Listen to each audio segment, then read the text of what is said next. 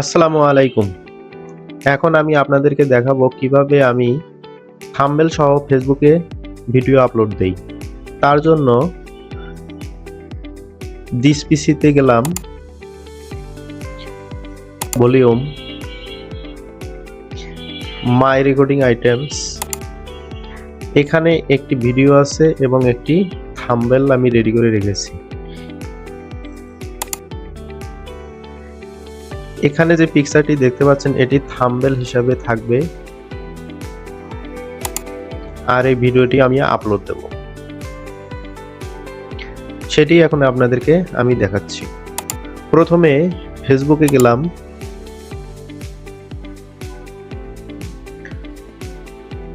আমার প্রোফাইলে আসলাম, photo and video. আমার ভিডিওর লোকেশনে যেতে হবে, লোকেশনে গেলাম, এই ভিডিওটি আমি আপলোড করব, ক্লিক করলাম এবং ওপেন দিলাম। এখন দেখেন এটি আপলোডের জন্য রেডি। তারপর নেক্সট ক্লিক করলাম, এখানে দেখেন এডিট লেখা আছে, এখানে এডিট বাটনে চাপ দিলাম, এর আপলোড অপশনে চাপ দিলাম। এখন দেখেন আমার কভার পেজে চলে এসেছে, সেটি নিলাম, ওপেন করলাম, দেখেন থাম্বনেল হিসাবে শো করতেছে। তারপর সেভ দিলাম। থাম্বনেলের জায়গায় থাম্বনেল এসে গেছে। ডিসক্রাইব ইউর রিলস, এখানে কি সম্পর্কে এই ভিডিওটি তা লিখতে হবে।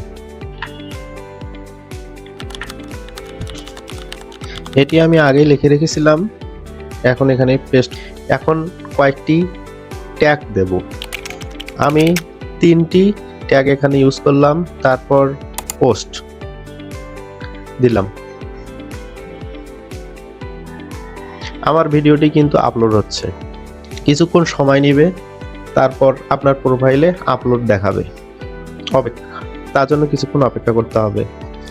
এখানে দেখেন new notification, your release is ready to view, share with your friends, অর্থাৎ আপলোড হচ্ছে। রিলস হিসাবে আপাতত আপলোড হয়েছে।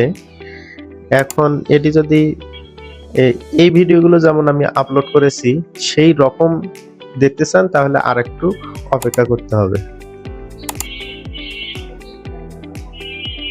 কিছুক্ষণ পর যখন আমরা রিফ্রেশ করি, ভিডিওটি এখানে দেখাচ্ছে, যেমন এখানে how to upload your video thumbnail in Facebook, reel challenge, Gaibandha viral challenge, এগুলো তো আছেই। হ্যাশট্যাগুলো আমার ইউজ করছি সেগুলো আছে। তারপর আমার থাম্বনেল সহ এখানে আছে। এখনো লাইক কমেন্ট কোনো কিছু হয়নি। এখন যদি আমরা ভিডিওটি এখান থেকে আমার প্রোফাইলে থেকে যদি আমি ওপেন করি, এই দেখাচ্ছে, দেখ। এইভাবে আপনারা ফেসবুকে ভিডিও আপলোড করবেন। ধন্যবাদ সবাইকে।